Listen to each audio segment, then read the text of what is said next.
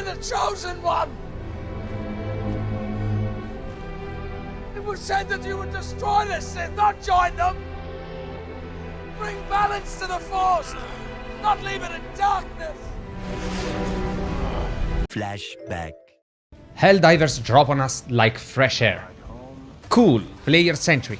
The game Starship Troopers deserved. And Terminator 2, optional and cheap microtransaction, felt fair and honest.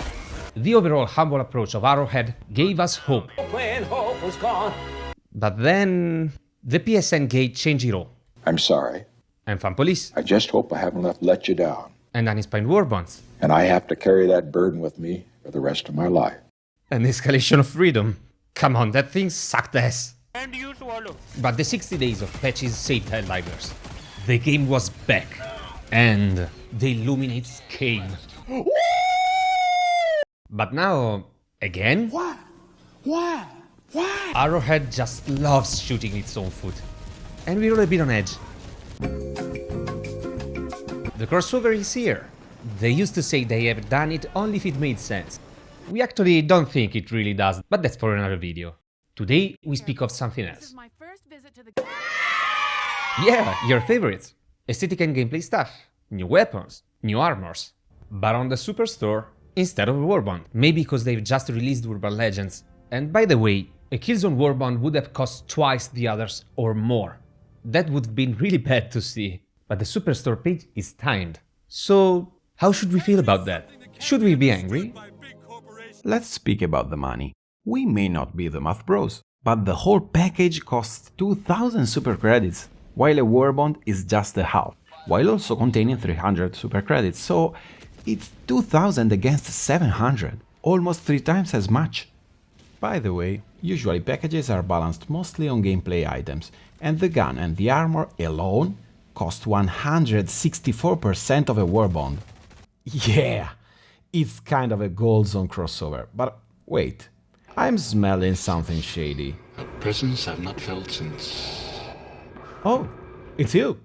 The items sits in the Superstore, which means they've only been available for a few days. So, either you had enough super credits, which is unlikely considering Urban Legends has just been released, or you have to pay 20 bucks, half the cost of the game, with real money. The ones you need to buy that cool bike for your kid, or the much more useful new Fortnite skin for $22.99. What the fuck am I watching?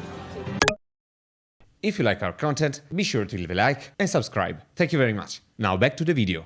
Anyway, we really think the worst allegation is another one. Some people state the new gun is great, S tier. We'd be really mad if a must-have weapon could only be obtained through a FOMO'd, overpriced, empty pocket-timed, crossover-hyped purchase. I mean, really mad. Sure, they tried to patch it up. They said this time they hadn't been forced by PlayStation. They just thought it could be a good pricing. Let's be honest, it's not. And while there is definitely some FOMO, they promised to look for a way to bring it definitely into the store. Though we don't really know if and when will it happen, so many people felt forced to buy nonetheless. By the way, we're quite gameplay focused. We really think the most important stuff is the weapon. Is it overpowered? We bought it and spent a whole day testing it in Super Helldive against the squids, comparing it to other weapons and finding out that it's very effective against Faultless, but in a fight against Overseers, be sure to stay at close range and to unload half of a magazine or more. He's pissing metal. But watch out! Its high reload time and magazine exhaustion rate can keep you in trouble when hard pressed by hordes. Honestly, against Faultless you can pick other very competent weapons, and even better ones against Overseers, which is a priority for my playstyle, but that's personal.